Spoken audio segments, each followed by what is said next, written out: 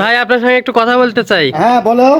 আপনি কোথা থেকে আসছেন? আমরা আসছি নাটোর, ললডাঙ্গা উপজেলা, হ্যাঁ, ললডাঙ্গা থানা, গ্রাম মদনহাট। আমরা আসছি দেশ ভুবনে, কক্সবাজার। কয়দিনের জন্য আসছেন? আমরা আসছি 3 দিন। আজকে কততম দিন? আজকে 2 দিন হচ্ছে। কি রান্না হচ্ছে এখন? এখন ভুনা খিচুড়ি হচ্ছে ভাই। আপনি রান্না করেন না? হ্যাঁ আমি রান্না করি। এই যে ভুনা খিচুড়ি, এই যে ভুনা খিচুড়ি। হ্যাঁ হ্যাঁ, গরু মুগরি আর লাস্টে চৈতে খাসি দিছি ভাই।